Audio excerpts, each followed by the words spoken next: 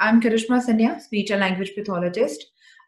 हमारी आज की जो वीडियो है basically it's a first episode of series of a dysphagia, क्योंकि हम जून एक ऐसा जो है वो हम उसको एज अवेयरनेस मंथ हम उसको डिक्लेयर कर रहे हैं कि स्पीच लैंग्वेज पैथोलॉजिस्ट जो है वो स्वेलिंग के हवाले से अवेयरनेस जो है उसको स्प्रेड कर सकें और कि स्वॉलोइंग की जो इम्पोर्टेंस है और उसकी जो नाउ हाउ है वो एक आम इंसान तक भी पहुंचे, बाकी हेल्थ केयर प्रोफेशनल्स को भी स्वॉलोइंग के बारे में बहुत ज़्यादा जो उसकी उस मैकेनिज्म से रिलेटेड जो कुछ क्वेश्चंस हैं उनके माइंड में हम उनको आंसर कर पाएं. So today I am having my very respectable guest with me. That she is Ma'am Faiza Badr. She is a senior speech and language pathologist, and she is managing Shifa International Hospital Rehabilitation Department, and she is associated with the organization with all her devotion from last 13 years, and she is also a scholar of PhD in rehabilitation sciences. So today we will discuss about the safe swallowing in geriatric population. जहाँ पर हम discuss करेंगे कि speech language pathologist का role जो है और वो किस तरह से इस पॉपुलेशन के साथ काम करती हैं, किस तरह से वो सेफ स्वॉलोइंग को प्रमोट करती हैं या उसमें हेल्प आउट करती हैं. So we will welcome to the guest Ma'am Faiza Badr. अस्सलाम वालेकुम मैम. अस्सलाम वालेकुम. कैसी मैम, ठीक है आप? जी अल्लाह का शुक्र, आप ठीक हैं? Yes, ma'am, I'm fine. Ma'am, thank you very much for your time. I know your time is very important and very precious, but I hope कि आपका ये सेशन सब लोग बहुत ज़्यादा एंक्शसली इसको वेट कर रहे थे कि आपका मैम के साथ ये वाला टॉपिक बहुत इंटरेस्टिंग है, बहुत ही ज़्यादा इसमें हम लोग जो है हम लोग को सीखने को मिलेगा, स्पेशली स्पीच थेरेपिस्ट की बहुत ज़्यादा मैसेजेस है. तो आई होप हमारा सेशन आज का बहुत अच्छा जाएगा. बिल्कुल करिश्मा, टॉपिक जो है वो डेफिनेटली बहुत ज़्यादा एक मेरा ख्याल है जनरल पब्लिक के लिए भी बहुत इंपॉर्टेंट है और हमारे जो स्पीच प्रैक्टिशनर हैं और डेफिनेटली उनके पास काफ़ी ज़्यादा थियोरेटिकल नॉलेज मौजूद है. लेकिन आज के सेशन में हम ज़्यादा फोकस करेंगे कि जो प्रैक्टिकल छोटी छोटी टिप्स हैं जो कि बहुत ज़्यादा हेल्पफुल हो सकती हैं स्पेशली केयर गिवर्स के लिए, उसके ऊपर हम थोड़ा फोकस करें. और डेफिनेटली क्योंकि जून जो है वो डिस्फेजिया अवेयरनेस मंथ है, तो हम थोड़ी सी एक एफर्ट करेंगे अपने एंड पे कि हम किस तरीके से जनरल पब्लिक में, केयर गिवर्स में और हमारे स्पीच प्रैक्टिशनर में इसके हवाले से जो है वो थोड़ी सी एक अवेयरनेस जो है वो इंक्रीज कर सकते हैं. अब स्पेशली जब हम डिस्फेजिया की बात करते हैं तो अगर जो लेमैन हमारे साथ इस वक्त मौजूद हैं, डिस्फेजिया की टर्म हम यूज करते हैं निगलने के मसाइल के लिए. एक पेशेंट को जो है अगर निगलने में दिक्कत आ रही है, खाना खाते हुए तो उसको खांसी आ जाती है, आंखों से पानी जारी हो जाता है या इस किस्म के मसाइल रिपोर्ट होते हैं, या इवन अगर पेशेंट के अटेंडेंट ये कहते हैं कि फालिज के बाद मरीज खाना खा नहीं रहा, मुंह में खाना रखे रखते हैं, वो चबा नहीं पा रहे, और इस तरह के मल्टीपल इश्यूज जो हैं वो रिपोर्ट हो रहे होते हैं. इसके साथ साथ जैसे जैसे एक नॉर्मल एजिंग का प्रोसेस होता है, उम्र के साथ साथ जिस तरीके से बॉडी में डिफरेंट चेंजेस आती हैं, तो एक नॉर्मल जो एजिंग का प्रोसेस होता है उसके साथ भी जो है वो हमारे निगलने के मैकेनिज्म में हमारा जो निगलने का एपरेटस है, यानी वो तमाम ऑर्गन्स और मसल्स जो कि निगलने के अमल में इन्वॉल्व हैं, उसके अंदर भी कुछ चेंजेस आती हैं एज के साथ. तो हम थोड़ा सा उसके बारे में डिस्कस कर लेंगे कि एक नॉर्मल एजिंग जो प्रोसेस है उसके अंदर किस किस्म की चेंजेस आ रही हैं और वो कैसे हमारे निगलने के अमल को जो है वो मुतासिर कर रही हैं. और स्पेशली जब हम अपने कल्चर के लिहाज से बात करें तो खाना एक ऐसा टाइम होता है जो कि जिसपे सब लोग मिल के बैठते हैं, या हमारे यहाँ पे कल्चरली इस चीज का ट्रेंड है कि जी खाना एक ऐसा टाइम है, या सोशल गैदरिंग्स में किसी चीज को सेलिब्रेट करना हो तो उन तमाम चीजों में हमारा जो एक चॉइस होती है वो यही होती है कि मिल के बैठ जाएं, कुछ खा लें. और अक्सर ये देखने में आया है कि वो बुजुर्ग जिनको खाने में जिस तरह राल टपकने का मसला है या खाना खाते खाते उनको खांसी आ जाती है, जैसे यहाँ पे ज्यादातर उथरू का वर्ड यूज किया जाता है जिस एरिया में हम हैं इस वक्त, तो वहां पे ये होता है कि पेशेंट्स अवॉइड करना शुरू कर देते हैं सोशल गैदरिंग्स को, या वो साथ में मिलके खाने को अवॉइड करना शुरू कर देते हैं, और इस तरह से क्वालिटी ऑफ लाइफ जो है वो मुतासिर होना शुरू हो जाती है. तो आज हम देखेंगे कि किस तरीके से जो है हम इस चीज को बेहतर बना सकते हैं, किस तरह एक खाने का अमल जो कि हमारी बेसिक नेसेसिटी है उसको हम क्वालिटेटिवली बेहतर बना सकते हैं. तो कुछ हमारे पास जो एविडेंस है वो भी इस चीज को इंडिकेट करता है. ऐसा नहीं है कि बस ये हमारा अपना तज्जिया है कि खाने में डिफिकल्टी आने लगती है एज के साथ. डिफरेंट रिसर्चेस इस बात को इंडिकेट करती हैं कि विद पैसेज ऑफ टाइम, जैसे हमारी जो डिफरेंट एज रिलेटेड प्रॉब्लम्स हैं, डायबिटीज हो गई, हाइपरटेंशन हो गई, इसकी समटाइम्स जो मेडिकेशंस होती हैं उसकी वजह से क्या होता है कि मुंह में जो सलाइवा की प्रोडक्शन है, और सलाइवा क्योंकि बहुत इंपॉर्टेंट है निवाला जो हम बना रहे होते हैं बुलस फॉर्मेशन में, तो अगर फर्ज करें कोई ऐसी दवा पेशेंट इस्तेमाल कर रहा है जिसकी वजह से मुंह में सलाइवा की प्रोडक्शन कम हो गई है, तब भी पेशेंट को निगलने में दिक्कत आ सकती है। कुछ ऐसी मेडिसिन है जिससे मुंह में सलाइवा की प्रोडक्शन बढ़ जाती है, आपके मुंह में इतना ज्यादा सलाइवा बन रहा होता है कि जब आप खाना खाने की कोशिश करते हैं तो वो ड्रिबल आउट हो जाता है या उसको मैनेज करना डिफिकल्ट हो जाता है। तो एज के साथ जो डिफरेंट प्रॉब्लम्स डेवलप हो रही हैं, जिस तरह भूलपन का मसला है जिसे हम डिमेंशिया कहते हैं, पार्किंसन है, राशा की जो बीमारी कहलाती है, ये तमाम वो प्रॉब्लम्स हैं जिनका एज के साथ जो है वो एसोसिएशन है कि जैसे जैसे एजिंग होती जाती है वैसे वैसे डिमेंशिया की जो इंसिडेंस है या प्रेवलेंस है वो बढ़ती जाती है। तो उसके अंदर जो है हमें ये देखने की जरूरत है कि हम किस तरह निगलने के अमल को जो है वो बेहतर बना सकते हैं। तो अगर हम कुछ फिजियोलॉजिकल चेंजेस की बात करें कि एज के साथ हमारी बॉडी में किस किस्म की चेंजेस आती हैं जिसकी वजह से जो है हम कहते हैं कि जी निगलने का अमल जो है वो चेंज हो रहा है, तो उसके लिए मैं आपसे नेक्स्ट स्लाइड शेयर कर लेती हूँ फिजियोलॉजिकल चेंजेस के हवाले से। करिश्मा अगर आप नेक्स्ट स्लाइड पे चले जाएं प्लीज। मैं कर चुकी हूँ। Physiological changes with advancing age. जी मैम, बिल्कुल मैं कर चुकी हूँ।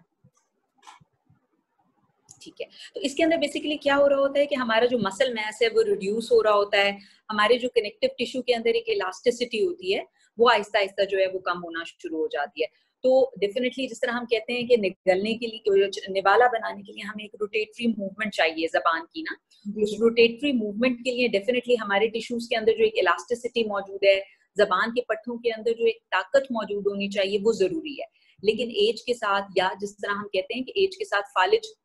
होने की शरह जो है वो बढ़ती जाती है, यानी लेटर एजेस में फालिज होने के चांसेस ज्यादा होते हैं, तो फालिज की वजह से अगर पट्टों की कमजोरी डेवलप हो जाए तो इस तरह के केसेस में पेशेंट को जो है वो निवाला बनाने में डिफिकल्टी आती है। फिर एक और बहुत इंपॉर्टेंट जो फैक्टर है जो जहन में रखने की जरूरत है कि उम्र के साथ साथ खाना खाने का दौरानिया बढ़ना शुरू हो जाता है,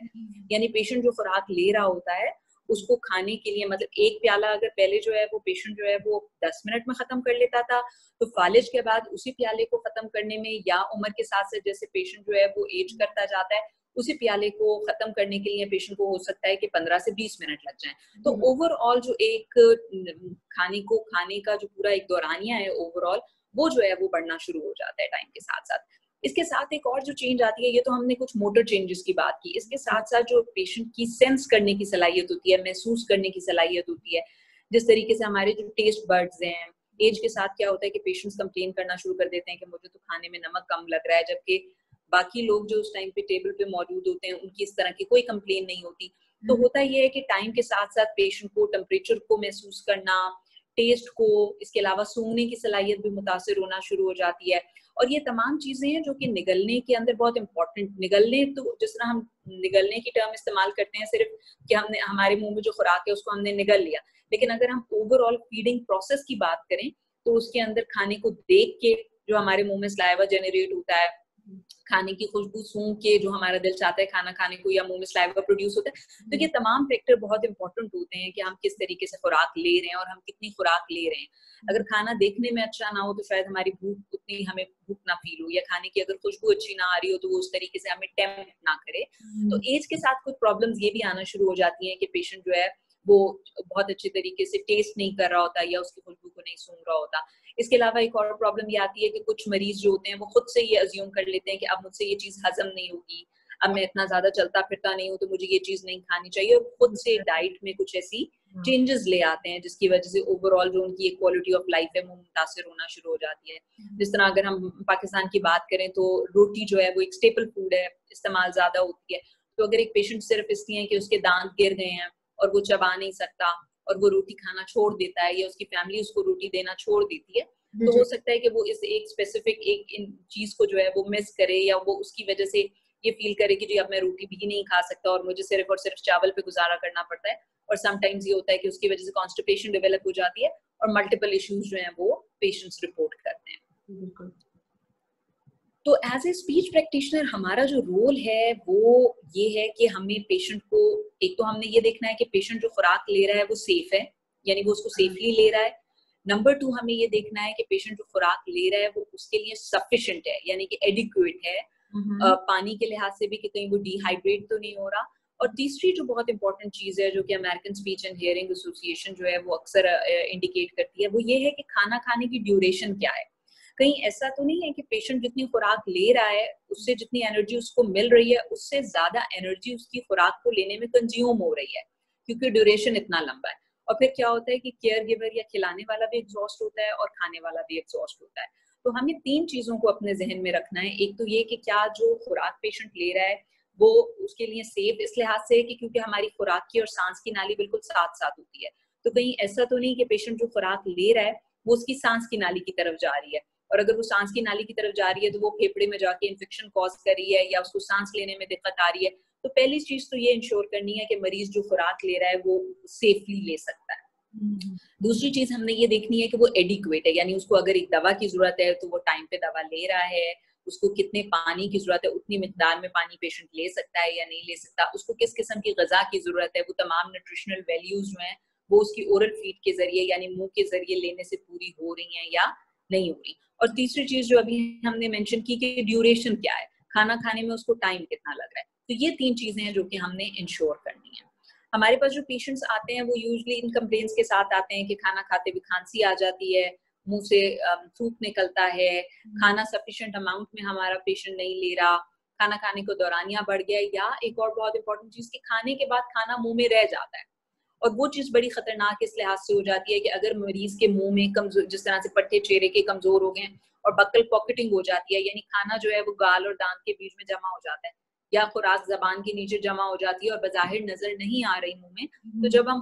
खाना देने के बाद मरीज लेट जाता है तो उस टाइम पे क्या चांस होता है कि वो खुराक जो मुंह में मौजूद है और चेहरे के जो कमजोर हिस्से हैं उसमें जमा हुई है वो पीछे जाएगी और सांस की नाली को बंद करेगी या सांस की नाली की तरफ जाएगी और चोकिंग होगी, खांसी आएगी, ठंडा लग जाएगा। तो इन तमाम चीजों की वजह से ये चीज भी बहुत इंपॉर्टेंट है कि पेशेंट अगर ओरल पॉकेटिंग कर रहा है और बार बार जो है वो करके गले को साफ करने की कोशिश कर रहा है तो हम इस चीज को इंश्योर करें कि हम उसकी डिटेल्ड इवैल्यूएशन करा।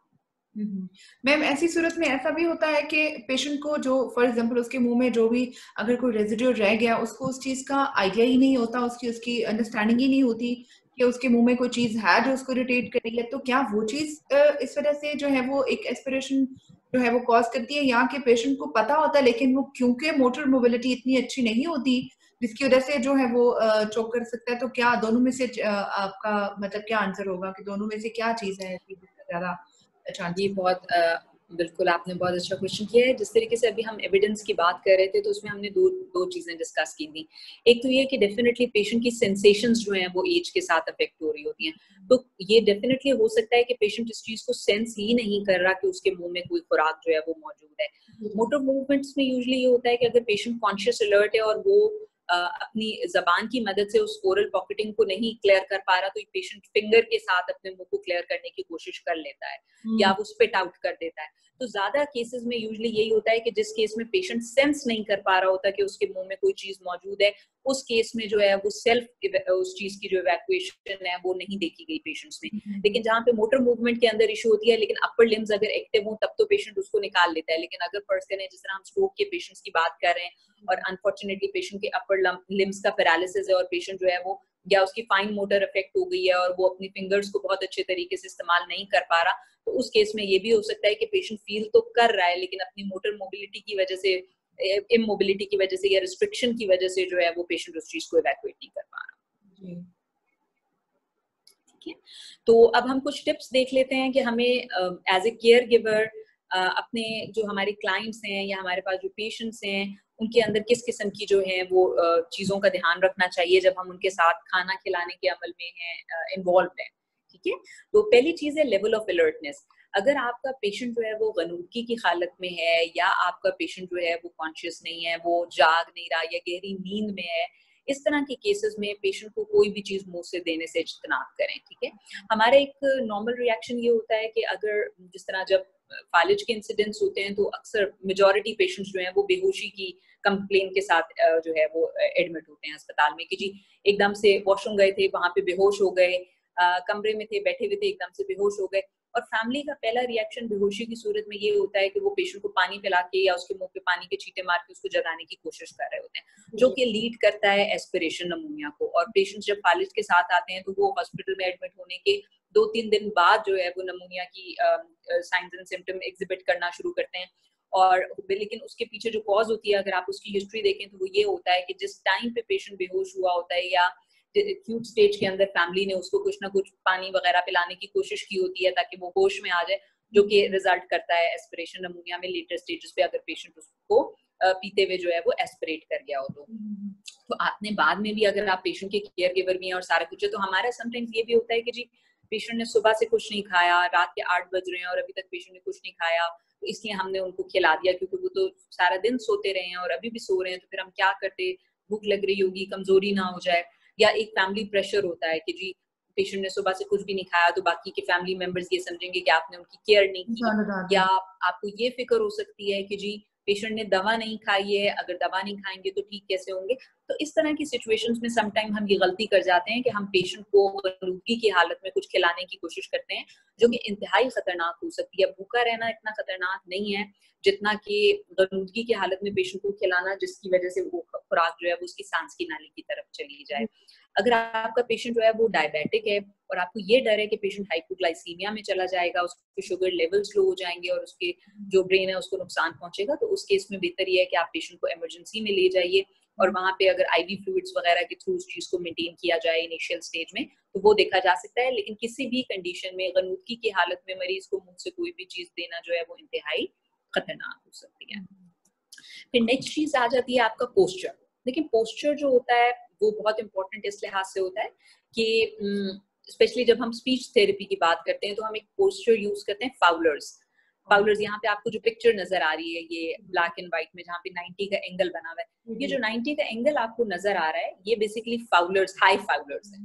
ये पोस्चर इंडिकेटेड होता है जिस टाइम पे आप पेशेंट को फीड करा रहे हैं। इवन अगर आपका पेशेंट एनजी ट्यूब के साथ है या पेक ट्यूब के साथ है, तो हम ये रिकमेंड करते हैं कि आप पेशेंट को हाई फाउलर्स में लेकर आएं। उसके बाद उसको जब आप सीधा बिठाते हैं तो उसको जो है वो सपोर्ट प्रोवाइड करें। ऐसा ना हो कि पेशेंट जब खाना खा रहा है तो वो वीकनेस की वजह से कभी एक साइड पे गिर रहा है, कभी दूसरी साइड पे गिर रहा है, या आगे की जानिब झुकता जा रहा है और आप खाना खिलाने के साथ साथ उसको पकड़ने की कोशिश कर रहे हैं। तो एक वक्त में ये मल्टीटास्किंग बहुत डिफिकल्ट हो जाती है। बेहतर ये है कि आप उसको फर्म सपोर्ट दें बैक पे, कि आपका पेशेंट जो है वो फर्मली बैठा हुआ है, नेक को सपोर्ट है, हेड उसका मिड लाइन में है। और ये तमाम चीजें क्यों जरूरी हैं कि जब आप अपराइट पोस्चर में बैठे होते हैं तो आपके लंग्स को मैक्सिमम एक्सपैंड होने की जगह मिल रही होती है, आपके जो लोअर एब्डोमेन के मसल्स हैं वो रिलैक्स हो जाते हैं। और इसके अलावा जो एक पेरिस्टाल्टिक मूवमेंट है, ठीक है, कि खुराक जब खुराक की नाली में जब खुराक पहुंचती है तो उसके अंदर एक पेरिस्टाल्टिक मूवमेंट होती है जो कि खुराक को मेदे तक पहुंचाने में हेल्पफुल होती है। तो जो ग्रेविटेशनल पुल बन रही होती है जब आप बिल्कुल सीधे बैठे हुए हैं, तो जो ग्रेविटेशनल पुल है वो उस पेरिस्टाल्टिक मूवमेंट को बेहतर बनाने में हेल्पफुल होती है। तो हम ये रिकमेंड करते हैं कि आप पेशेंट को जब भी खाना खिलाएं तो अपराइट पोस्चर में खिलाएं उसको। और अगर आप अकेले हैं और आपको लग रहा है कि वो अपराइट पोस्चर मेंटेन नहीं करेगा तो आप किसी की हेल्प ले लीजिए। इसके अलावा अगर आपने पेशेंट को कुर्सी पे बिठाया हुआ है तो उसके पाँव के नीचे भी एक फर्म सपोर्ट देना लाजमी है, बिकॉज जब आपके पाँव जमीन के ऊपर नहीं होते और वो हवा में लटके हुए होते हैं तो वो भी पेशेंट के लिए समटाइम्स जो है वो एग्जॉस्टिंग हो जाता है, या उसके ब्लड प्रेशर्स की मॉनिटरिंग उसके अंदर मतलब उसमें थोड़ा सा चेंजेस आने के भी चांसेस होते हैं। तो इसलिए कोशिश ये करें कि जब आप पेशेंट को बिठाएं तो उसके जो पाँव हैं वो भी एक फर्म सपोर्ट के साथ हो, ताकि उसको अपना बैलेंस मेंटेन करने में आसानी हो। जब आपके पाँव जो है वो किसी सतह के ऊपर प्रॉपर्ली रखे हुए होते हैं तो आपको अपना बैलेंस मेंटेन करने में हेल्प मिलती है। तो इन तमाम फैक्टर्स की वजह से हम फाउलर्स पोजीशन रिकमेंड करते हैं खाने के दौरान। और खाने के बाद जो है वो हम पेशेंट को सेमी फाउलर्स पोजीशन जो है वो रिकमेंड करते हैं। सेमी फाउलर्स में ये है कि आप पेशेंट का बेड जो है वो 30 to 45 डिग्री तक जो है वो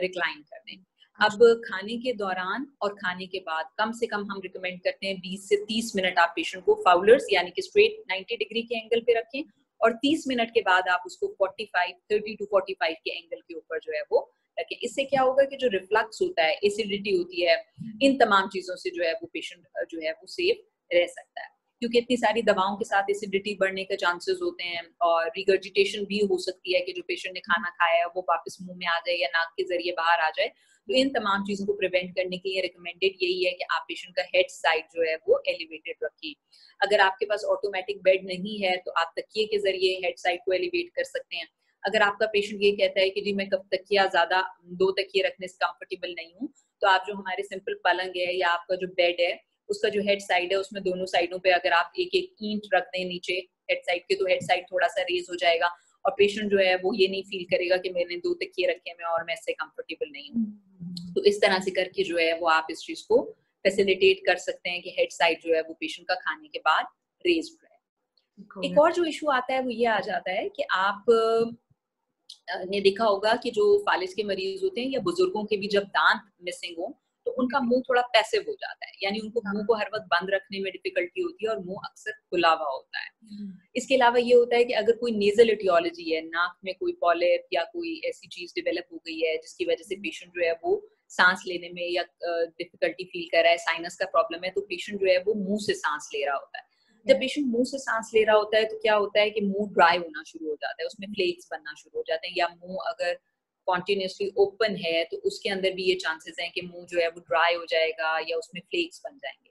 तो रिकमेंडेड ये है कि अगर आपका पेशेंट जो है वो मुंह खुला रखता है और उसका मुंह बिल्कुल खुश्क हुआ हुआ है तो खाना खिलाने से पहले आप उसके मुंह को थोड़ा सा गॉज के साथ एक कपड़े की पट्टी को गीला करके और उसके साथ उसके मुंह को थोड़ा सा मॉइस्ट कर दें, गीला कर दें। एक तो ये है कि मुंह इतनी देर से खुला हुआ था तो अगर उसमें कोई बैक्टीरिया या कोई ऐसी फॉरेन बॉडी है तो वो रिमूव हो जाएगी। और दूसरी बात ये कि जब पेशेंट का मुंह मॉइस्ट हो जाएगा तो उसके बाद उसके लिए खाना जो आप उसको प्रेजेंट करेंगे उसको मैनिपुलेट करना आसान हो जाएगा। तो हम ये रिकमेंड करेंगे कि आप पेशेंट को जो है उसको जब खुराक दे रहे हैं तो उसके मुंह को जो है वो थोड़ा सा वेट कर लें या थोड़ा सा मॉइस्ट कर लें। जैसे मैम ओरल हाइजीन जो है वो डेवलप हो सकती है, फॉर एग्जांपल आपने क्लीन कर दिया और वो भी एक अच्छा जो है वो साइन है, बिकॉज आप मुंह की सफाई भी तो बहुत जरूरी है उस दौरान, जबकि पेशेंट ऑफ कोर्स वो तो खुद ब्रश नहीं कर पाते हैं, वो सब चीजें।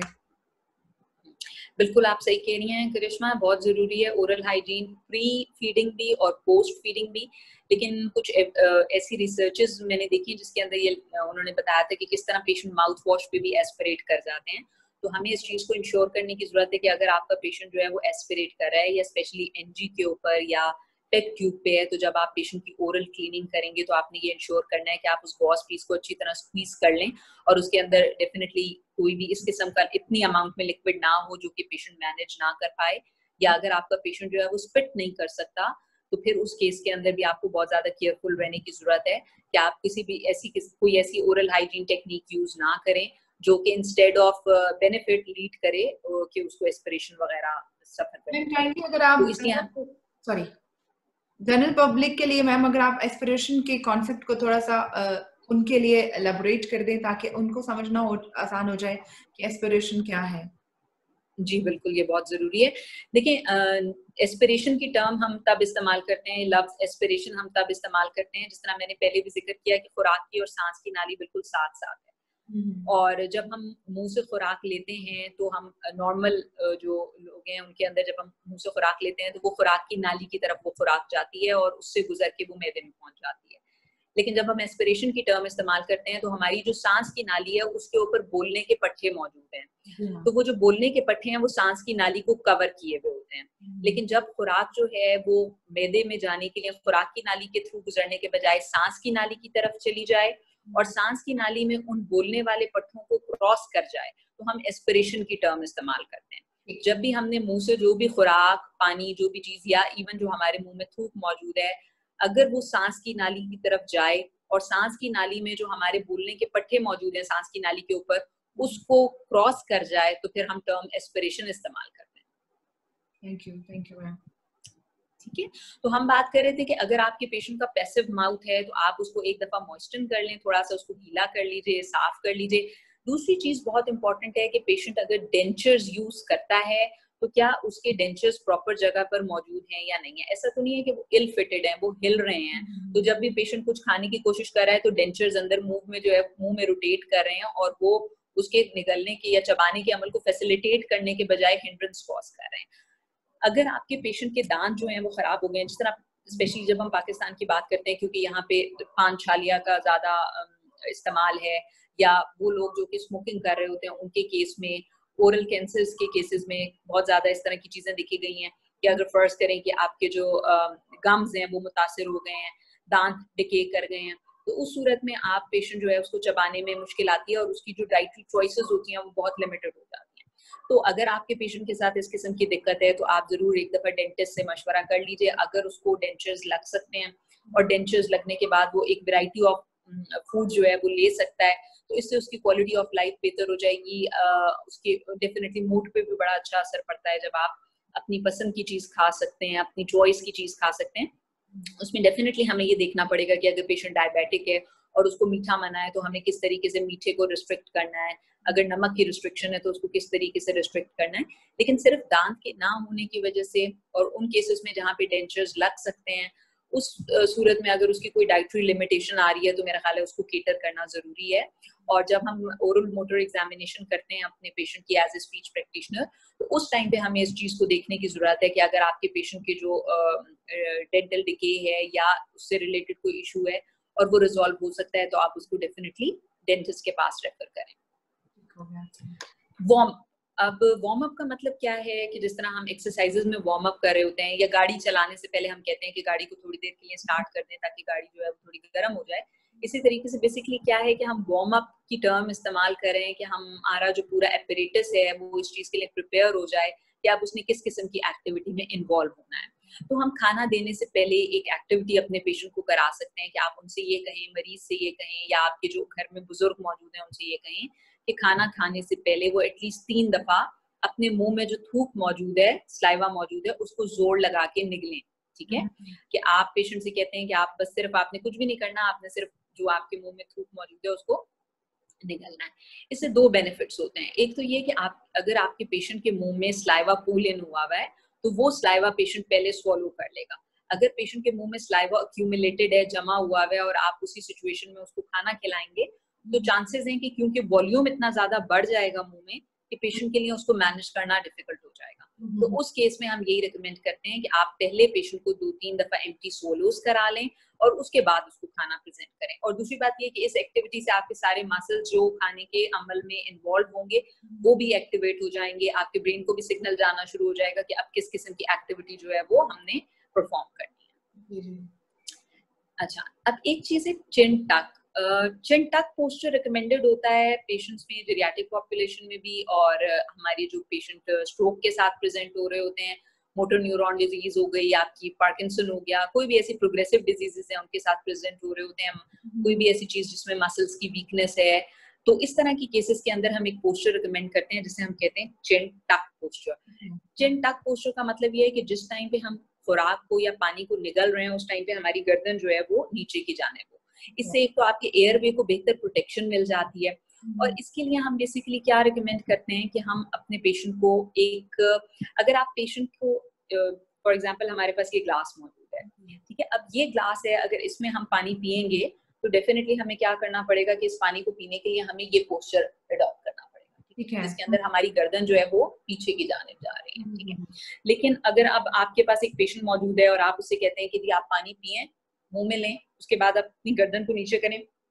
स्वॉलो करें, और आप बार बार उसको पानी पीने के दरमियान इस चीज के लिए टोक रहे हैं, तो उससे पेशेंट जो है वो इरिटेट हो सकता है, और जरूरी नहीं है कि आप हमेशा उसके सामने मौजूद हो। तो इस केस में हम क्या रिकमेंड करते हैं, नेचुरल टक। नेचुरल टक का मतलब ये है कि आप पेशेंट को जो भी लिक्विड स्पेशली प्रेजेंट करें वो आप उसको प्याले में प्रेजेंट करें। ठीक है, प्याले में अगर आप उसको लिक्विड्स प्रेजेंट करेंगे तो उससे क्या बेनिफिट होगा कि इस प्याले से पानी पीने के लिए उसको अपनी गर्दन को ऑटोमेटिकली नीचे लाना पड़ेगा, क्योंकि अगर पेशेंट प्याले से यूं करके पानी पिएगा तो वो तो सारा बाहर निकल जाएगा। तो अगर आप पेशेंट को प्याले के जरिए लिक्विड्स प्रेजेंट करते हैं तो वो पेशेंट ऑटोमेटिकली एक नेचुरल टक की पोजीशन जो है वो अचीव करेगा। तो ये प्याला हो गया, या अगर आपके पेशेंट इसके साथ भी मैनेज करने में डिफिकल्टी आ रही है तो आप इससे भी ज्यादा फ्लैट बोल जो है वो यूज कर सकते हैं अपने पेशेंट के लिए। लेकिन हम डेफिनेटली ये रिकमेंड करते हैं कि जब आप पेशेंट को लिक्विड्स प्रेजेंट कर रहे हैं तो उस केस में आप फ्लैट प्याला जो है वो उसके लिए इस्तेमाल करें। पेशेंट कभी कभी ये भी कंप्लेन करते हैं या उसके फैमिली मेंबर्स ये कंप्लेन करते हैं कि जी पेशेंट जो है वो खाना नहीं खाना चाह रहे, या वो खाना खाने में इंटरेस्टेड नहीं है, शौक से नहीं खाते, कहते हैं कि जी मेरा खाना खाने को दिल नहीं चाह रहा। तो इस तरह की सिचुएशंस में हम ये रिकमेंड करते हैं कि आप पेशेंट को खाना बनाने के अमल में इन्वॉल्व करें। आपका पेशेंट अगर व्हील चेयर बाउंड है तो आप उसकी व्हील चेयर किचन में ले आएं। आप उसको खाने की किसी एक्टिविटी में, अगर अपर लिम्स उसके में कोई ऐसा पैरालिसिस नहीं है और वो मोबाइल है, तो आप उसको कोई किसी खाने की कटिंग की एक्टिविटी में, या जो भी उसके लिए सेफ है और मैनेजेबल है, कोई वेजिटेबल की पीलिंग में, इस तरह की एक्टिविटीज में उसको जरूर इन्वॉल्व करें, ताकि आपका पेशेंट जो है वो जब वो खाने के अमल में या उसको बनाने के अमल में इन्वॉल्व होगा, तो हो सकता है वो उसमें कोई ऐसी चीज ऐड करा ले, जिस तरह लेमन ऐड करा ले या कोई कड़ी पत्ता या कोई भी ऐसी चीज ऐड करा ले जिससे उसका जो वो कंपनसेशन हो जाए। नमक कम देना है डॉक्टर ने कहा है, या कोई ऐसी चीज है कि मसाले नहीं खा सकता, तो कोई ऐसी चीज वो ऐड करवा ले जिसकी वजह से उसको लगे कि वो ये अब खुराक जो है वो ज्यादा शौक से खा सकता है। दूसरी बात यह है कि जब पेशेंट किचन में है, खुशबू आ रही है, खाना बन रहा है, तब भी पेशेंट टेम्पटेड फील करता है कि वो खाना खाए और उसकी भूख जो है वो हो सकता है कि थोड़ी बेहतर हो जाए। इसी तरीके से खाने की जो प्रेजेंटेशन है, खाने का जो टेस्ट है और टेम्परेचर है, वो भी बहुत इंपॉर्टेंट होता है। अब जब हम अगर ब्लेंडेड डाइट की बात करते हैं कि हमने पेशेंट को ब्लेंडेड डाइट देनी है, और अगर हम सालन और रोटी को ब्लेंडर में घुमा के और फिर पेशेंट को खिलाने की कोशिश करते हैं, तो एक तो खाना वो देखने में हो सकता है इतना अपीलिंग ना हो, फिर हो सकता है खाना ठंडा हो चुका हो और पेशेंट का उसको खाने का दिल ना चाहे। तो अगर आपने डाइट कंसिस्टेंसी को चेंज करना है, तब भी हमें इस चीज को इंश्योर करना है कि कंसिस्टेंसी को चेंज करना मजबूरी है, लेकिन उसकी प्रेजेंटेशन को कैसे बेहतर बनाया जा सकता है। जिस तरह आपके सामने ये पिक्चर्स मौजूद हैं, जिसमें एक तो जो आपका नॉर्मल खाना रखा हुआ है, स्टैंडर्ड डाइट, उसके बाद उसको उन्होंने जो है वो मिन्स किया हुआ है, तो उसकी प्रेजेंटेशन उन्होंने इतनी अच्छी करके बनाई दी है कि आप उसको देखें तो आप टेम्पटेड फील करें कि आपने ये चीज खानी है। दूसरे, अगर आप उसको ब्लेंडेड डाइट दे रहे हैं, आपने रोटी और सालन को ब्लेंडर में मिक्स किया है, तो उसके बाद उसको जो है वो माइक्रोवेव में गर्म कर लें। और इस चीज का जरूर ध्यान करें कि आपका पेशेंट हो सकता है कि चीजों को बहुत अच्छे तरीके से सेंस नहीं कर रहा, तो उसको बहुत ज्यादा गर्म खाने का ना पता चले और उसका मुंह जल जाए, या खाना बहुत ज्यादा ठंडा हो और पेशेंट जब उसको खाए तो वो उसको ये तो ना महसूस कर सके कि ठंडा है, लेकिन वो उसको खाना ना चाहे या उसको उस तरीके से भूख ना फील हो। तो आप ये भी इंश्योर करें खाना जब खिला रहे हैं कि जो खाना है उसका टेम्परेचर जो है वो मुनासिब है। खाने में खाना खिलाते हुए बहुत ज्यादा जल्दी ना करें, यानी कि पेशेंट को एक चमचे के ऊपर दूसरा, दूसरे पे तीसरा, इस तरह देने की कोशिश ना करें। इससे एक तो पेशेंट बहुत ज्यादा फटीग कर जाएगा, दूसरे ये कि रेजिड्यू के ऊपर एस्पिरेट करने के चांसेस बढ़ जाएंगे। वी कैन अंडरस्टैंड कि जो केयर गिवर है उसने घर की अगर बाकी चीजें भी देखनी है, जिस तरह अगर हम पाकिस्तान की स्पेशली बात करें तो जरूरी नहीं होता कि फीमेल्स को हर किस्म की हेल्प अवेलेबल हो, और अगर वो केयर गिवर भी हैं और उन्होंने घर भी मैनेज करना है, बच्चों को भी देखना है, तो हो सकता है कि जिस टाइम पे बुजुर्गों को खाना खिलाने की बात आए या घर में अगर कोई मरीज है उसको खाना खिलाने की बात आए, तो खिलाने वाले को इस चीज की जल्दी हो कि ये जल्दी जल्दी खाएं क्योंकि मुझे अभी घर के बाकी काम भी देखने हैं। तो इस केस में जो है वो पेशेंट भी फटीग हो सकता है और चांसेस हैं कि वो एस्पिरेट करेगा या रेजिड्यू पे एस्पिरेट कर लेगा, क्योंकि आपने जल्दी में तेजी में खिलाया और खाना जो है वो उसमें पॉकेटिंग भी हो गई और जबान के नीचे भी जमा हो गया। तो कोशिश करें कि जो खाना खिलाने के दौरान आप भी उनको तसल्ली से खिलाएं, और अगर आपको लगता है कि पेशेंट जो है वो एक वक्त में थोड़ी देर 5 मिनट तक तो वो एक्टिवली खाने में इन्वॉल्व है, उसके बाद वो बनूदगी में चला जाता है या वो बहुत एक्टिवली खाने में के प्रोसेस में पार्टिसिपेट नहीं कर रहा, तो आप उसको एक ही वक्त में पूरा खाना खिलाने के बजाय वक्फे वक्फे से स्मॉल मील्स भी दे सकते हैं। एक तो ये चीज उसके डाइजेस्ट करने के अमल के लिए बेहतर होगी कि वो इजीली उसको डाइजेस्ट कर लेगा, और खिलाने वाले के लिए भी ये चीज जो है वो इजी हो जाएगी, जो कि एक अच्छा आइडिया हो सकता है। बिल्कुल हेल्पफुल हो सकता है। और आपको भी टाइम मिल जाएगा कि आपने पेशेंट को एक बाउल खिला दिया, उसके बाद आपने अपना कोई इंपॉर्टेंट काम है वो कर लिया, उसके थोड़ी देर के बाद आपने उसको जो है वो लिक्विड्स का दे दिए थोड़े से, फिर उसके बाद कुछ और सेमी सॉलिड्स, तो इस तरह से आप उसको खाने को जो है वो डिवाइड कर सकते हैं। कोशिश करें कि जिस टाइम पे आप बुजुर्गों को खाना खिला रहे हैं या कोई ऐसा पेशेंट है जिसको आप खाना खिला रहे हैं, तो उस केस में कोशिश करें कि कोई डिस्ट्रैक्शन ज्यादा ना हो। टीवी चल रहा है तो पेशेंट एकदम से बार बार जो है वो डिस्ट्रैक्ट हो रहा है कि टीवी पे क्या चीज आ रही है, या अगर कमरे में कोई टेलीफोन पे बात कर रहा है तो पेशेंट डिस्ट्रैक्ट हो रहा है कि किससे बात हो रही है। और समटाइम्स ये भी हो सकता है कि पेशेंट के मुंह में खुराक है और जब कोई टेलीफोन पे बात कर रहा है तो वो उसको कुछ कहने की कोशिश करे और उस चक्कर में जो है वो एस्पिरेट कर जाए। या आप किसी ऐसी जगह पे बिठा के पेशेंट को खाना ना खिलाएं कि जहाँ पे कॉन्टिन्यूसली लोग आ रहे हैं जा रहे हैं, और या आप उनसे जब खाना खिलाते हुए बात कर रहे हैं तो उस वक्त बात मत करें या सवाल मत पूछें जब पेशेंट के मुंह में ऑलरेडी निवाला मौजूद है, क्योंकि जब पेशेंट के मुंह में निवाला मौजूद है और आपने उससे कोई सवाल किया तो उसका जवाब देने के लिए जैसे ही पेशेंट बात करने की कोशिश करेगा, सांस की नाली, बोलने के पट्टे जो है वो हरकत में आएंगे और उस सूरत के अंदर चांस ये होगा कि पेशेंट जो है वो एस्पिरेट कर जाए या खुराक उसकी सांस की नाली की तरफ चली जाए। और मैम जैसे ये जो केयर गिवर है, ये डिस्ट्रैक्शन उसके लिए भी बहुत इम्पोर्टेंट है कि अगर आपने पेशेंट को जो है वो आपने उसके मुंह में स्पून से कुछ डाला है या कुछ भी खिला रहे हैं और आपको कॉल आ गई है या आप उसकी तरफ या आप टीवी का आपका कोई फेवरेट सीन चल गया है, तो आप उस तरह से आपकी बहुत ज्यादा जो है वो डिस्ट्रैक्शन हो जाती है, आप उस तरह से भी डिस्टर्ब हो जाते हैं, जो कि मेरा ख्याल है कि केयर गिवर को भी इन डिस्ट्रैक्शन से बचना चाहिए। आपके बिल्कुल बिल्कुल आप ठीक कह रही हैं, ऐसा ही है कि जितनी कम डिस्ट्रैक्शन होंगी उतना ही जो आपका मील टाइम है वो अच्छा होगा। तो इसी तरीके से हमें एक और चीज जो जहन में रखनी है वो है कि सेल्फ फीडिंग। अब बहुत से ऐसे अटेंडेंट हैं जो ये रिपोर्ट करते हैं कि जी हम चमचा लेके जाते हैं मुंह के पास, लेकिन पेशेंट मुंह ही नहीं खोलता, हम इतनी देर चमचा रखे रहते हैं, पेशेंट मुंह ही नहीं खोलता। तो ये होता है कि स्पेशली जो हमारे डिमेंशिया के पेशेंट्स होते हैं उनमें ये प्रॉब्लम काफी देखा गया है। तो हैंड्स ऑन प्रॉम्प्ट को हमने, जिस तरह हैंड्स ऑन प्रॉम्प्ट हम पीडियाट्रिक पॉपुलेशन में भी यूज करते हैं, अडल्ट्स में भी आप कोशिश ये करें कि अगर पेशेंट जो है उसकी लिम्ब की वीकनेस है या कोऑर्डिनेशन में डिफिकल्टी है, तो अगर पेशेंट के हाथ में आप चमचा देके अपने हाथ से पेशेंट के हाथ के ऊपर हाथ रख के सपोर्ट करें और कोशिश ये करें कि आप पेशेंट का हाथ जो है वो या चमचा जो है वो पेशेंट के हाथ से उसके मुंह की तरफ लेके जाएं। होता यह है कि ये एक ऑटोमेटेड चीज है ना कि हम इस शुरू से जिस तरह हम खा रहे हैं, जैसे ही हमारा मुंह के करीब हाथ पहुंचता है, निवाला हम मुंह के करीब लेके जाते हैं या चमचा मुंह के करीब लेके जाते हैं, तो ऑटोमेटिकली मुंह खुलता है। अब एज के साथ या जिस तरीके से हमने कहा डिमेंशिया की वजह से अगर ये चीज नहीं हो रही, तो हैंड्स ऑन प्रॉम्प्ट के साथ चांसेस हैं कि वो जो ऑटोमेटेड एक चीज है वो चीज इनिशिएट होगी। और जब पेशेंट अपना हाथ जो है वो अपने मुंह के करीब लेकर आएगा तो ऑटोमेटिकली जो है वो उसका मुंह खुल जाएगा और या वो मुंह खोल लेगा और उसको पेशेंट जो है वो खाने के लिए जो है वो रेडी हो जाएगा या अपना मुंह खोल लेगा, तो उसके बाद आपके लिए आसान हो जाएगा कि आप उसको खाना प्रेजेंट करें। तो इसलिए हैंड्स ऑन प्रॉम्प्ट जो है वो भी हमें कोशिश करनी चाहिए कि हम यूज करें। स्टिमुलेशन से हमारा मतलब ये है कि जिस तरह हमने पहले भी बात की थी कि पेशेंट को महसूस करने की सलाहियत जो है वो अफेक्ट हो सकती है। तो हम ये कर सकते हैं कि जब हम पेशेंट को कोई चीज खिला रहे हैं तो जो चमचा है उसकी मदद से हम जबान को थोड़ा सा प्रेस कर दें। अब जो हम उसको प्रेस कर रहे हैं तो क्योंकि वो टेम्परेचर को फील नहीं कर रहा, टेस्ट को फील नहीं कर रहा, तो हो सकता है कि उस प्रेशर की वजह से जो उसको प्रेशर फील हो रहा है जबान से, उससे उसको एक बेहतर स्टिमुलेशन जाए और उसके ब्रेन को एक बेहतर सिग्नल जाए कि अब उसने जो है वो निकलना है या मुंह में खुराक मौजूद है और वो जो एक ओवरऑल एक जो पूरी चेन ऑफ सीक्वेंस है वो एक्टिवेट हो जाए। तो हम ये रिकमेंड करते हैं कि जब आप पेशेंट को खाना खिला रहे हैं तो आप जो स्पून उसको प्रेजेंट कर रहे हैं, स्पेशली जो स्ट्रोक के पेशेंट्स होते हैं या ऐसे पेशेंट जिनको सेंसेशन में डिफिकल्टी आ रही है, तो उनकी जबान को थोड़ा सा प्रेस करते हैं। एम्प्टी स्वॉलो, जब आपने खाना खिलाना शुरू किया, जिस तरह हमने कहा कि जी आपने तेजी में नहीं खिलाना, आपने उनको जो है बहुत आराम आराम से खाना खिलाना है, और साथ में आपने एक चीज और करनी है, वो ये है कि एम्प्टी स्वॉलोज। एम्प्टी स्वॉलो का मतलब ये है कि हर 2-3 निवाले देने के बाद एक दफा पेशेंट से ये कहें कि वो अपने मुंह में मौजूद खुराक या खाने को निगल ले। उसके साथ क्या होगा कि जो रेजिड्यू उसके मुंह में मौजूद है वो जब वो निगल लेगा तो उसकी वजह से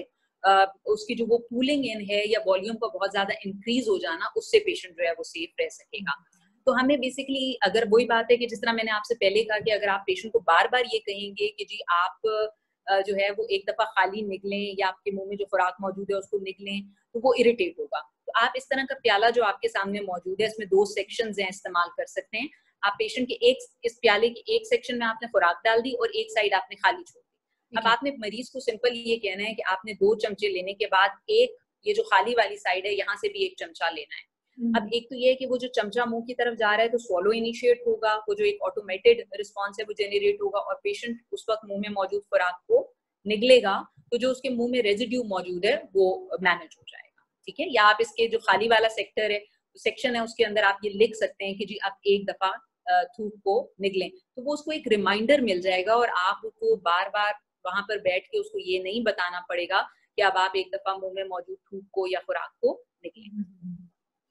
तो मैम क्या ये केयर गिवर भी यही चीज एक्टिविटी कर सकता है इसी तरह से, केयर गिवर भी? बिल्कुल बिल्कुल, अगर आपका पेशेंट जो है वो डिपेंडेंट है केयर गिवर पे और वो खुद से खाना नहीं खा रहा, तो केयर गिवर को भी यही रिकमेंडेशन है कि वो 2 चमचे देने के बाद एक दफा खाली जो सेक्शन है उसमें से चमचे को प्रिटेंड करे कि उसने भरा है और पेशेंट के मुंह की तरफ लेके जाए और उसको वो खाली चमचा प्रेजेंट करे, ताकि वो जो ऑटोमेटेड रिस्पॉन्स है वो जेनरेट हो और पेशेंट मुंह में मौजूद थूक या रेजिड्यू को निकाल ले। इसके अलावा केयर गिवर का पोस्चर बहुत इंपॉर्टेंट है। ठीक है, देखें अगर फर्ज करें कि एक स्पून है, ठीक है, अगर हम पेशेंट को जो है वो खुराक जो है वो प्रेजेंट करें और अगर मेरा पेशेंट जो है वो बैठा हुआ है और मैं खड़ी हुई हूँ, तो जब मैं उसको चमचे से ये खुराक दूंगी तो उसको ऊपर होकर ये चमचे से ये खुराक लेनी पड़ेगी। अगर मेरा हाथ जो है वो पेशेंट के मुंह से ऊपर है तो पेशेंट को गर्दन को ऊपर करके खुराक लेनी पड़ेगी। लेकिन अगर मैं पेशेंट से हाइट में नीचे बैठी हुई हूँ और मैं उसको खुराक दे रही हूँ तो डेफिनेटली पेशेंट को खुराक लेने के लिए गर्दन को झुकाना पड़ेगा, क्योंकि मेरा जो हाथ है या जो मैं खाना प्रेजेंट कर रही हूँ वो मुंह के नीचे की जानिब है, तो उसको चेहरा झुका के या मुंह झुका के खाना लेना पड़ेगा। तो केयर गिवर का जो पोस्चर है वो बहुत इंपॉर्टेंट है कि पेशेंट को जब खाना खिलाया जाए तो हाइट इस तरीके की रखी जाए कि चमचा जो है वो इस तरह प्रेजेंट हो कि पेशेंट को गर्दन झुका के खाना खाना पड़े, बजाय इसके कि पेशेंट को यूं करके खाना लेना पड़े। ठीक है, और इसके अलावा ये है कि जो फीड करा रहा है पेशेंट को, उसकी पोस्चर इसलिए भी इम्पोर्टेंट है कि वो एग्जॉस्ट ना हो। अगर एक पेशेंट जो है वो खाना खाने में ड्यूरेशन ज्यादा लेता है तो खिलाने वाला भी झुक झुक के थक जाएगा या कमर दर्द डेवलप कर लेगा। तो जो केयर गिवर है उसको भी चाहिए कि वो आराम से कंफर्टेबल होकर बैठे, ताकि उसको खाना खिलाने में जल्दी ना करनी पड़े और पेशेंट के लिए जो उसके चमचे की पोजीशन है या निवाला देने की पोजीशन है वो भी ऑटोमेटिकली जो है वो एक्वायर हो जाए। अगर पेशेंट को चेहरे के पट्टों की कमजोरी का मसला है तो खाना उसकी जो मजबूत या बेहतर साइड है या जो अनअफेक्टेड साइड है वहां पे प्रेजेंट करें। जो चेहरे की साइड ढलक गई है या जिस साइड पे कमजोरी आई है उस साइड पे खाना प्रेजेंट ना करें। इसके अलावा एक चीज का ध्यान रखें कि जो कंसिस्टेंसी आप पेशेंट को दे रहे हैं वो डुअल ना हो, यानी कि एक ही वक्त में अगर एक ऐसी चीज आप उसके मुंह में देते हैं जिसमें उसको चबाने की भी जरूरत है और उसमें लिक्विड बेस्ड भी है और उसको निगलने, क्योंकि इन दोनों जब आप चबा रहे होते हैं तो ड्यूरेशन डिफरेंट होती है। लिक्विड का ट्रांजिट टाइम, यानी लिक्विड जब आप मुंह में प्रेजेंट करते हैं तो मुंह से उसका खुराक की नाली तक पहुंचने का टाइम डिफरेंट होता है। एक ही वक्त में जब आप दो चीजें दे देते हैं तो पेशेंट के लिए वो चीज मैनेज करना डिफिकल्ट हो जाती है। तो आप कोशिश करें कि आप पेशेंट को एक वक्त में डुअल कंसिस्टेंसी जो है वो ना प्रेजेंट करें। रेजिड्यू, जिस तरह हमने शुरू में भी बात की थी कि चांसेस होते हैं कि पेशेंट जो है वो खुराक जबान के नीचे जमा हो जाएगी या चेहरे के कमजोर हिस्सों में जमा हो जाएगी। तो जो आपकी पोस्ट फीडिंग आपका जो ओरल केयर है वो बहुत इंपॉर्टेंट है कि आप खुराक देने के बाद जरूर इंश्योर करें कि आप उसके मुंह को एक दफा चेक कर लें। अगर उसमें कोई रेजिड्यू मौजूद है तो उसको मैनुअली जो है वो आप निकाल दें। ठीक है, मेडिसिन की जब हम बात करते हैं तो गोली खाना पेशेंट के लिए डिफिकल्ट हो सकता है, उसमें फंदा लगने के चांसेस हो सकते हैं। तो उस केस में ज्यादा कोशिश ये करें कि आप मेडिसिन जो है वो क्रश फॉर्म में दें। आप दवा को क्रश कर दें लेकिन उसको हरगिज भी पानी में शामिल ना करें, क्योंकि जब आप दवा को लिक्विड में शामिल करते हैं तो वो कड़वी हो जाती है। जब दवा कड़वी हो जाती है तो फिर उसके अंदर पेशेंट के लिए उसको मैनेज करना डिफिकल्ट हो जाता है। आप कोशिश करें कि आपने जो दवा है उसको सेमी सॉलिड में मिक्स कर दें। उसके बाद वो सेमी सॉलिड पेशेंट को एक ही चमचे में खिला के, उसके बाद अगर पेशेंट कंप्लेन करता है कि मुंह कड़वा हो गया तो आप उसको एक चमचा सेमी सॉलिड्स का और प्रेजेंट कर दें। लेकिन लिक्विड के साथ पेशेंट को दवा देनी चाहिए। दूसरी ये कि दवा को क्रश करने से पहले फार्मासिस्ट से जरूर पूछ लें कि ये दवा क्रश की जा सकती है या नहीं। हर दवा को क्रश करना जो है वो विदाउट परमिशन फार्मासिस्ट की मुनासिब नहीं है। ठीक है मैम, एक चीज है कफ। जी, पानी में अगर मिला सॉरी, कोई दवा पिलाई जाए तो मैम कुछ तो मेडिसिन ऐसी होती है जिनके पार्टिकल प्रॉपर डिसॉल्व भी नहीं होते, तो क्या वो भी कोई ऐसा प्रॉब्लम कॉज कर सकते हैं? यानी जैसे आपको कफ हो या वही बात है एस्पिरेशन वाला कोई इशू हो जाए। और ये भी, और इससे ज्यादा मेरे ख्याल है ये चीज बहुत इंपॉर्टेंट है कि अगर पार्टिकल डिसॉल्व नहीं होंगे और ग्लास के साथ लगे रह जाएंगे तो जो अमाउंट ऑफ मेडिसिन एडमिनिस्टर होनी चाहिए वो नहीं एडमिनिस्टर हो पाएगी और वो फिर डेफिनेटली लीड करेगी प्रॉब्लम्स को। तो ये जरूरी है कि आप पेशेंट को जब खुराक दे रहे हैं या इस तरह की दवा दे रहे हैं तो वो जो उसकी अमाउंट है दवा की वो प्रॉपरली एडमिनिस्टर हो। और लिक्विड्स के ऊपर जो है चोक करने के चांसेस ज्यादा होते हैं, तो इसलिए बेहतर यही है कि आप दवा सेमी सॉलिड्स में दें। और फिर हमें ये भी देखना है कि अगर आप देखो ना जो नो वॉइस प्रैक्टिशनर होते हैं हमारे या स्पीच थेरेपिस्ट भी, जब पेशेंट को फंदा लग जाए तो हम परेशान हो जाते हैं। इवन ये भी देखा गया है कि एकदम से फैमिली मुंह पे हाथ रख दे, ओ वो खांसी नहीं, क्या हो गया, सब ठीक है, ऊपर देखे। खांसी एक प्रोटेक्टिव मैकेनिज्म है ना। खांसी उस वक्त आती है जब सांस की नाली की तरफ कोई फॉरेन बॉडी जाती है। अगर आपके पेशेंट को खांसी आ गई है तो इनकरेज करें कि वो खांसी करे। उससे ये होगा कि जो फॉरेन बॉडी है वो निकल जाएगी और पेशेंट का जो सांस लेने का अमल है वो बहाल हो जाएगा। अगर पेशेंट को खाना खाते हुए फंदा लग जाता है, उथरू लग जाता है, खांसी आ जाती है, तो उस टाइम पे इनकरेज करें कि पेशेंट अच्छी तरीके से खांसी करे। लेकिन अगर आपका पेशेंट जो है वो उसकी वीक कफ है और वो खांसी नहीं कर सकता और आपको लग रहा है कि पेशेंट की सांस की नाली की तरफ कोई चीज चली गई है, तो फिर आप कोशिश करें कि आप उसको as early as possible emergency की तरफ लेके जाएं, ताकि उसकी सांस बंद ना हो या कोई ऐसी मेडिकल इमरजेंसी क्रिएट ना हो। और अगर आपको लग रहा है कि जी जी मैम प्लीज, मैं बाद में करूंगी। अगर आपको लग रहा है कि पेशेंट जो है वो खाना खाते हुए बार बार करके गला साफ कर रहा है, तो ये इस चीज की इंडिकेशन है कि जो खुराक है वो बोलने के पट्टों के ऊपर जाके जो है वो पेनिट्रेट कर रही है। तो उस केस के अंदर भी आपको एक फॉर्मल इवैल्यूएशन की जरूरत है। मैम मैं ये पूछ इसके अलावा जी टैप करते हैं लोग पीछे, कमर के पीछे पुश करते हैं या मारते हैं, तो वो कितना इफेक्टिव होता है उस सूरत में, जब यानी अगर आपको कफ हो रही है तो लोग उसको या इस तरह से फंदा लग गया है तो लोग उसको पीछे से किसी को भी वो मारते हैं, लेकिन क्या वो ऐसे पेशेंट्स के साथ हमें करना चाहिए? देखिए मैं आपको ये बता रही हूँ कि अगर वो चीज यूजुअली कब होती है कि अगर कोई चीज जो है वो सांस की नाली की तरफ चल गई है, तो लोग पीछे से, जैसे हम इसको एक डेफिनेटली एक मैन्यूवर है बेसिकली, जिसमें हम उस चीज को जो है वो सांस की नाली से डिसलॉज करने की कोशिश कर रहे होते हैं। लेकिन वो उसके लिए भी आपका ट्रेंड होना बहुत जरूरी है। वो उस टाइम पे इमीडिएटली अगर फर्ज करें जिस तरह यूजुअली आम की गुठली है वो साइड पे चली गई या फंस गई, तो वो तो उसको डिसलॉज करने के लिए यूज किया जा सकता है, या आपने जी कमर के ऊपर 2-4 मुक्के दे दिए या उसको जो है वो एक जो स्पेसिफिक हमारा मैन्यूवर है उसके थ्रू उसको डिसलॉज करने की कोशिश की। लेकिन वो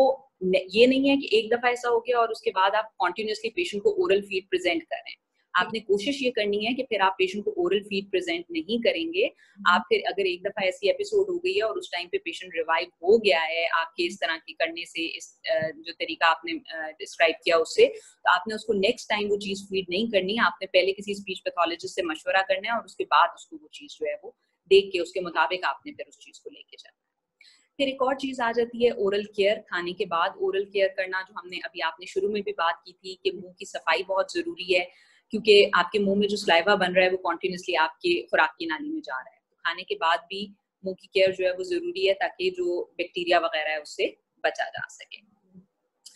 स्वॉलिंग रिहेबिलिटेशन का बहुत इंपॉर्टेंट रोल है। अगर एक पेशेंट को निगलने में दिक्कत आ रही है तो स्पीच पैथोलॉजिस्ट थेरेपीज के जरिए उसको काफी ज्यादा बेहतर बना सकते हैं, जिसके लिए वो डिफरेंट एक्सरसाइज प्लान्स दे सकते हैं पेशेंट को। एक्सरसाइजेज में जबान की स्ट्रेंथनिंग की एक्सरसाइजेज हो सकती हैं, जबान की रेंजेस को बेहतर बनाने की एक्सरसाइजेज हो सकती हैं, जबान के पट्टों की मजबूती की एक्सरसाइजेज हो सकती हैं। लेकिन ये तमाम एक्सरसाइजेज किस फ्रीक्वेंसी से करनी है, किस इंटेंसिटी से करनी है, किस टाइप की एक्सरसाइज होनी चाहिए और किस टाइम ड्यूरेशन में इसको यूज करना है, इसके लिए हम फिट प्लान फॉलो करते हैं। ठीक है, तो आपका जो स्पीच थेरेपिस्ट है या स्पीच पैथोलॉजिस्ट है वो पेशेंट की जरूरत के मुताबिक उनको एक प्लान बना के देगा कि उन्होंने कौन कौन सी एक्सरसाइजेस करनी है, किस वक्त करनी है और किस तरीके से करनी है। हमारे लिए जो फैमिली मेंबर्स के लिए जानना जो चीज जरूरी है वो ये है कि अगर आपके पेशेंट को खाने के दौरान खांसी आ रही है,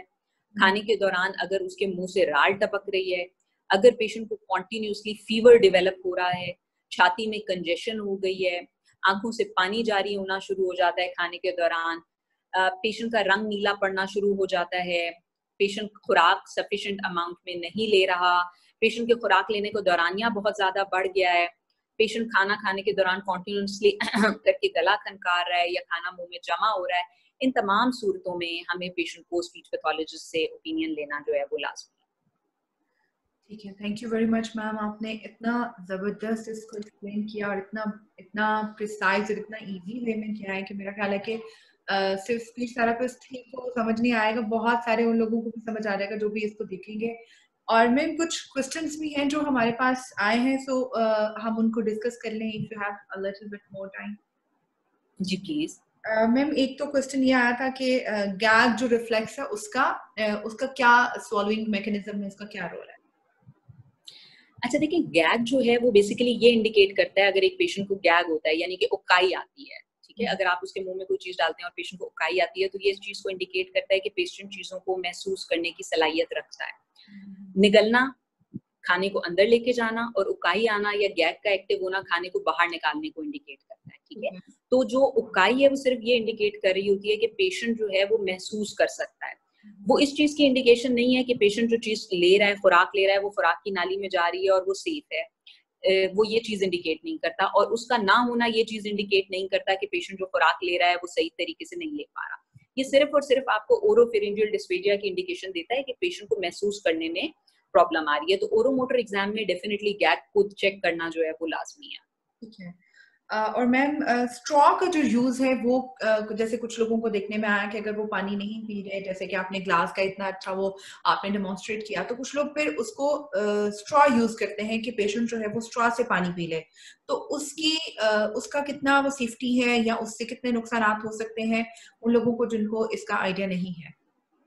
ठीक है, एक मैंने अभी लेटेस्ट रिसर्च पढ़ी थी जिसमें उन्होंने ये कहा कि जी जब आप स्ट्रॉ से पेशेंट को लिक्विड देते हैं तो क्योंकि वो प्लास्टिक आपके मुंह में होता है, तो पेशेंट जो है वो लिक्विड को सेंस नहीं कर पाता है कि मुंह में कोई चीज, ना उसका टेम्परेचर, ना उसका टेस्ट, ना वो उसको प्रेशर को फील नहीं कर पाता, जिसकी वजह से लिक्विड बहुत बैक ऑफ द माउथ में जाके रिलीज होता है और उसमें स्ट्रोक करने के चांसेस बढ़ जाते हैं। पहले हम स्ट्रॉ को रिकमेंड करते थे, लेटेस्ट रिसर्च जो है ना वो चिन टक को रिकमेंड करती है लेकिन स्ट्रॉ के यूज को रिकमेंड नहीं करती है। ओके ओके, ठीक है।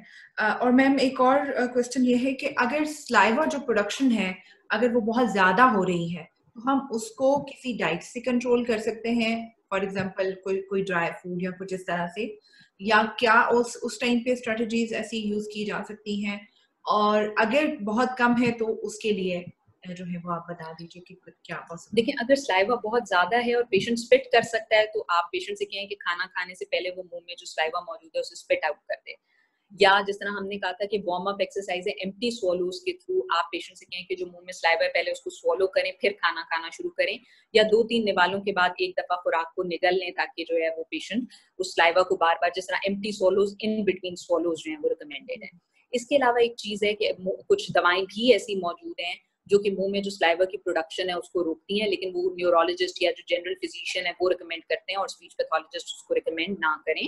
क्योंकि वो इस चीज के लिए प्रिविलेज नहीं है। और मुंह में अगर थूक नहीं बन रहा तो फिर यही है कि आप पहले से उसको थोड़ा मॉइस्ट कर लें तो वो आपके लिए बेहतर हो जाएगा और वो चीज जो है वो पेशेंट के लिए फिर खुराक को मैनिपुलेट करना इजी हो जाएगा। ठीक है, एक क्वेश्चन जो मेरे पास आ रहा है वो ये आ रहा है कि जी अगर एक पेशेंट एक्सट्यूबेट हुआ है तो उसके बाद आप उसको कब ट्रायल दे सकते हैं? तो डेफिनेटली वैसे तो हम ये कहते हैं कि एक्सट्यूबेशन से पहले आप पेशेंट का रेपिटेटिव स्लाइवा स्वॉलिंग टेस्ट करके देख लें कि पेशेंट स्वॉलो कर सकता है अपने स्लाइवा को, उसी के बाद उसको एक्सट्यूबेट किया जाए। और एक्सट्यूबेशन के बाद उसको कब ट्रायल देना है इसमें प्राइमरी फिजिशियन का कॉन्सेंट जरूरी है कि अगर उसका कोई प्रोसीजर होना है जिसके लिए उसको एनपीओ रखना है, या अगर फर्ज करें कि उसको कोई ऐसा प्रोसीजर हुआ है जिसके बाद उसके पोस्चर की रिस्ट्रिक्शन है, तो आप उस वक्त तक जो है उसको ट्रायल ना दें जब तक कि आपका प्राइमरी फिजिशियन अलाउ ना कर दे। ठीक है, thank you very much ma'am, thank you very much for your time. और इतना ज़बरदस्त सेशन रहा, आई होप कि इतना कुछ हमें इसमें से सीखने को मिलेगा, बहुत कुछ हमारा जो है वो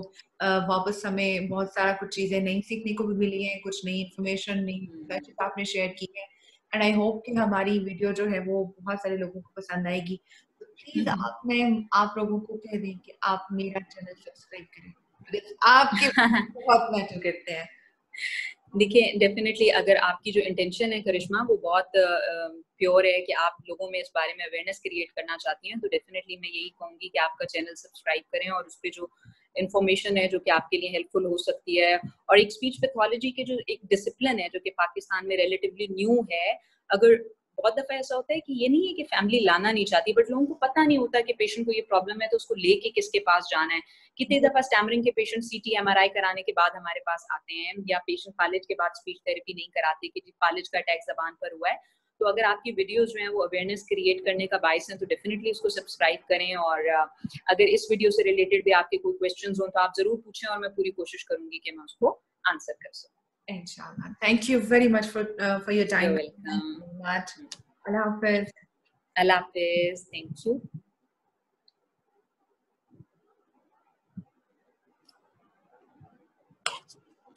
So here we end up the session with Ma'am Faiza Badr, and it was a very informative session for all of you. I hope आपने comments आप जरूर बताइएगा कि आपने इससे जो सीखा वो आपको कितना effective आपके किसी भी पेशेंट के लिए रहा या आपके किसी रिलेटिव के लिए रहा। और थेरेपिस्ट का जो एक फीडबैक है वो हमारे लिए बहुत ज़रूरी है, हेल्थ केयर प्रोफेशनल्स जो हैं उनका फीडबैक बहुत ज़रूरी है। और आप अपने क्वेश्चंस जो हैं वो आप कमेंट में लिख सकते हैं, इंशाल्लाह प्रॉमिस कि वो उनको आंसर भी करेंगी। अगर आपको इस वीडियो में से नहीं आई तो आप उसको क्वेश्चन कर सकते हैं। I will upload this video on my YouTube channel, Karishma Speech Clinic, and my Instagram as well, and it will be uploaded on my Facebook page as well. Thank you very much. Keep watching. Allah Hafiz.